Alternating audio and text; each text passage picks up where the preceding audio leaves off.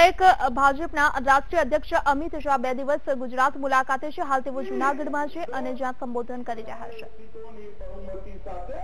સરકાર બનાવશે મિત્રો, હમણાં નરેન્દ્ર મોદી સરકારના 3 વર્ષ પૂરા થયા અને 3 વર્ષ પૂરા થયા ત્યારે નરેન્દ્રભાઈએ હંમેશાની આદત પ્રમાણે દેશમાં હિસાબ કિતાબ દેશની જનતાને આપવાનો કાર્યક્રમ કર્યો।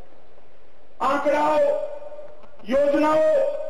યોજનાઓની ફલશ્રુતિ, યોજનાઓના નીચે સુધી પહોંચવાના વિગતવાર હિસાબ કિતાબ, આ બધું જ્યારે જોઈએ ત્યારે આંખો ચકાચौंध થઈ જાય કે કોઈ સરકાર 3 વર્ષની અંદર આટલું કરી શકે। મિત્રો, હું આંકડાઓ કહેવા નથી આવ્યો, હું યોજનાઓ કહેવા નથી આવ્યો। અંતમાં સમય વધશે તો થોડી વાત કરીશ, પરંતુ હું એ કહેવા આવ્યો છું મિત્રો કે 3 વર્ષની અંદર આ નરેન્દ્ર મોદી સરકારે, આ ભારતીય જનતા પાર્ટીની સરકારે 3 વર્ષની અંદર દેશનું સન્માન દુનિયામાં આસમાન ઉપર પહોંચાડવાનું કામ કર્યું। હમણાં કમલનાથ કોંગ્રેસના એક નેતાનું સ્ટેટમેન્ટ જોતો કે નરેન્દ્રભાઈ વિદેશના પ્રવાસ બહુ કરે છે। મેં થોડા આંકડા કઢાયા। આજે હું કમલનાથભાઈને જવાબ આપવા માંગુ છું। ભાઈ કમલનાથ, નરેન્દ્રભાઈ વિદેશના પ્રવાસ વધારે નથી કરતા। મનમોહન સિંહથી કદાચ 1-2 જ વધારે હશે, પણ તમને વધારે લાગે છે।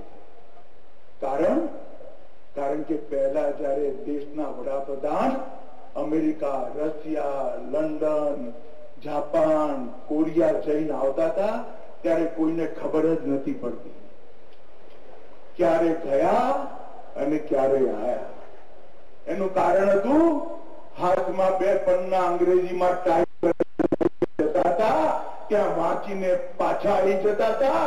દેશ કે પડદે કોઈ ખબર નથી પડતી અને ઘણી વાર તો પન્ના પણ બદલાઈ જતા હતા।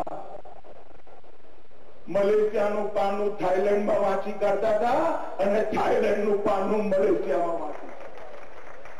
પરંતુ હવે આ દેશના વડાપ્રધાન નરેન્દ્ર મોદી જ્યારે અમેરિકા જાય, રશિયા જાય, ચીન જાય, જાપાન જાય, લંકા જાય, નેપાળ જાય, ભૂતાન જાય, જ્યાં જાય ત્યાં નરેન્દ્ર મોદીના સ્વાગત માટે એરપોર્ટ પર સ્વાગત કરવા માટે ઉભી હોય છે મિત્રો। અને દુનિયાએ નોંધ લેવી પડે છે કે આ ભારતીય જનતા પાર્ટીનો, આ ભારતનો સાવધ વડાપ્રધાન આજે અમેરિકાની અંદર। હું આ કહેવા માંગુ છું કે દુનિયાની અંદર આજે નરેન્દ્ર મોદીનું સ્વાગત થાય છે, એ સ્વાગત નરેન્દ્રભાઈનું નથી, એ સ્વાગત ભારતીય જનતા પાર્ટીનું નથી, એ સ્વાગત દેશના 125 કરોડની જનતાનું સ્વાગત છે મિત્રો। 125 કરોડની જનતાનું।